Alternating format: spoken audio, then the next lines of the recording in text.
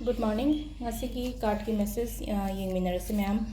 Kaino ngasi se akhoi August ki tang taruk yumjagation numit ko ado thashi numit so oire ko ado matam so petang ai share tawjarake ko haidi timing afaba sum note down to bi hoba haidi manifestation tawba matam da hai tare ko karamba matam da na hena phagadage habado ko ngasi gi numit ki haidi sigi pungpham sida haidi aina kaino ma ritual gumba aina ngarang share tawgiba khotkiba mayam do ado sigi matam sida pangthok pi su ka shu kaide ko ado aham bada card message ai haisarage ko ado yumjagai so ibani na asangba machu gumba kai gumba sina bi ba yai ko do khai first card ahum no thokjarage ko nuti gi to wadu maina to le ko 3 card se ko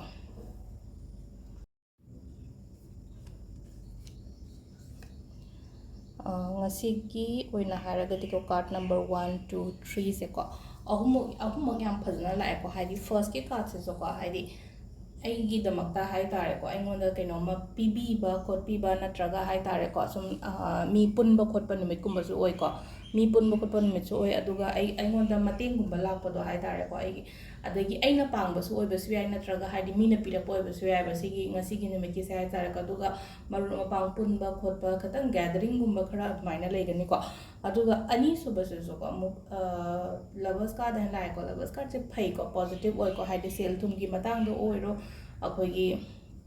relationship ki matang da oiro loina mak hai tare ko yamna positive oiba card ne ishorna chanba hai tare ko sigi card se blessings yamna leiba hai tare ko ado paisa gumba kai gumba changu kholo haina su pi ko aduga ahum subagi so amu haidi 2 of cups like 2 of cups se healthy exchange hai tare ko haidi relationship taga haragadi amana amabu yamna nushiba khotpa admainam su leire aduga haidi thabak business gumba kai gumba oiraga so haidi mina aigi damakta tawbirapa haidi kanamina ba hai tare ko admaina hai ta anima kanamina ba gumba admaina pi ko aduga timing afabase akhoi pung 3 ga minute 9 thengbudi theng ko haji ati ngasai ayuki ni ko haji 3 ga minute 9 dagi 9 ga minute 3 phawum leire ko adagi mung 9 ga minute 9 dagi na 13 ga minute 35 phawum leire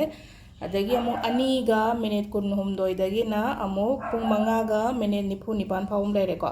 adagi amuk 3 ga minute 13 dagi na pung 13 ga minute 53 phawum leire adagi 2 ga minute 4 dagi na pung 3 ga minute 16 phawum leire ko si sina khoi gi afaba timing asigi oina ko adu sida leire ngasigi khoi card ki message se ma'am thank you